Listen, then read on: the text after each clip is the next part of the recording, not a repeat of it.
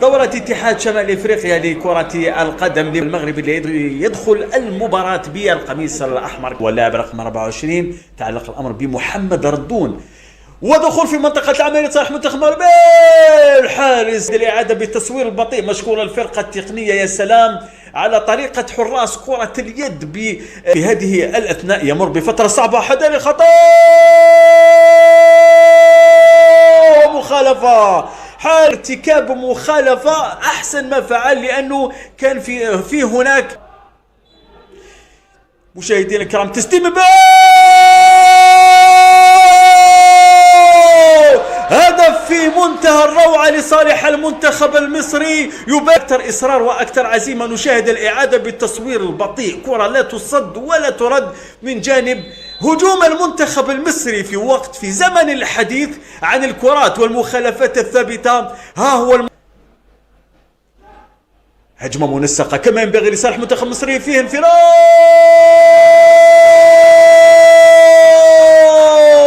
المنتخب المصري يضيف هدف ثاني. نشاهد الإعادة وإياكم مشاهدينا الكرام بالتصوير البطيء ثاني. صراحة لم نكن نتصور هذا السيناريو إطلاقا، كنا نتوقع رد فعل المنتخب المغربي. نشاهد الإعادة مشاهدينا الكرام، هدف ولا أروع. هذه لقطة الهدف الأول من اللاعب السيد أو محمد شريف محمد، تسديدة لا تصد ولا ترد قبل أن يضيف المنتخب المصري هدفا ثانيا.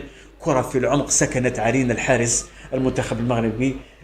كنت أعتقد بأنه اللاعب في وضعية تسلل، لكن في نهاية المطاف انفراد وجه لوجه بالحارس المندق ويودع الكرة في الشباك وسط حيرة دفاع المنتخب المغربي بقيادة اللاعب الوعين وكذلك نوفل عبد القادر. حذر المنتخب المغربي يشون هجمة صريحة، هجمة خاطفة، هجمة خطيرة. الحارس المنتخب المصري في اللاعب رقم 9، كرة في العمق، يا سلام، إلى اللاعب رقم 6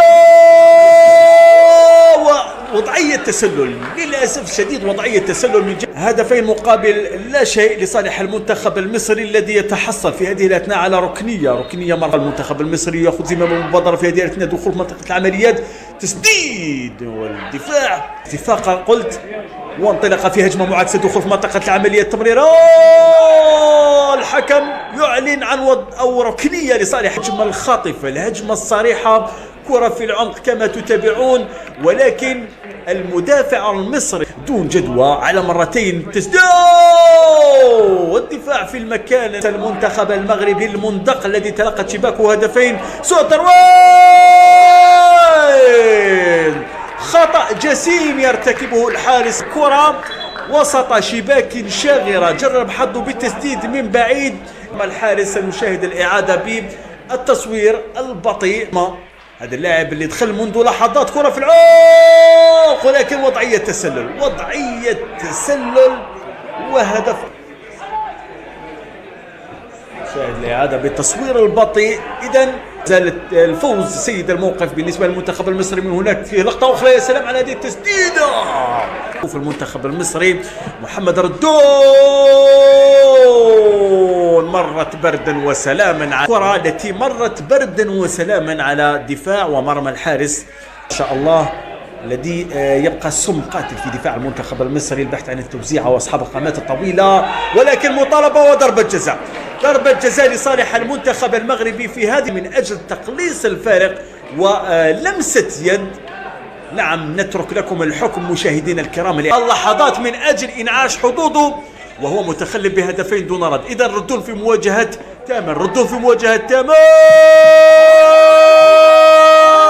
تضيع الكرة وتألق حارس الأهلي المصري تامر يبعد الكرة. ركلة جزاء ضائعة أهدرها محمد ردون. نشاهد الإعادة بالتصوير البطيء على مرتين، لكن جانبت القائم وتدخل الدفاع. في المرة الأولى تامر ينقض على الكرة، انبر لها بنجاح اللاعب مجددا قيام بتغيير في هذه اللحظات، دخول منطقة العمليات، السرعات، فقدان التوازن،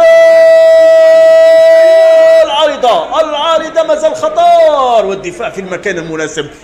ارتفع رتم هذه المباراة. المواجهة نشاهد الإعادة بالتصوير البطيء مع الفرقة التقنية. صراحة انفراد بالأفضل مما كان. محمد ردود المغربي هجوم خاطف ولكن الدفاع في المكان المناسب. تسديد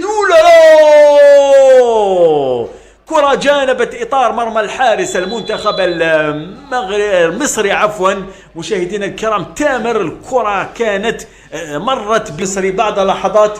توزيع الركنية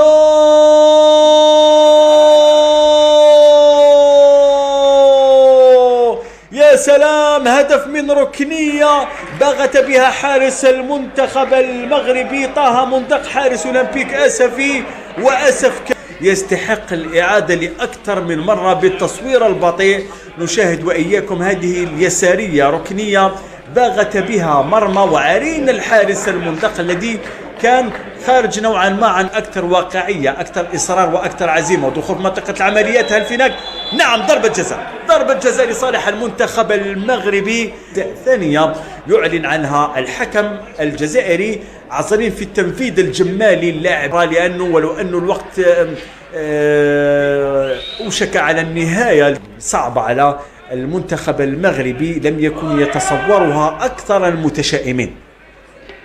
الجمالي في مواجهة تامر حارس الأهلي المصري، لاعب سانتيتيان في مواجهة لاعب حارس الأهلي المصري. جمالي والهدف وتقليص الفارق. والحكم في هذه الأثناء يعلن عن 3 دقائق وقت بدل ضائع، 3 دقائق، والمنتخب المغربي متخلف في النتيجة ب3 أهداف مقابل هدف واحد. مشاهدينا الكرام، شهدنا أهداف كثيرة في هذه المباراة، 4 أهداف في هذه المباراة. مشاهدينا الكرام، نشاهد الإعادة بالتصوير البطيء لركلة الجزاء التي انظر لها بنجاح الجمالي لاعب سانتيتيان الفرنسي مسجلا هدفا اولا. الكرة مغربية في هذه الأثناء مرفوعة صوبر والدفاع في المكان المناسب على مرتين. مازال الخطر، تسديد الدفاع مجددا تصطدم بأحد المدافعين، فيه دربكة. مازال الخطر، دفاع متماسك. ونهاية اللقاء والمباراة بفوز المنتخب المصري ب3 أهداف مقابل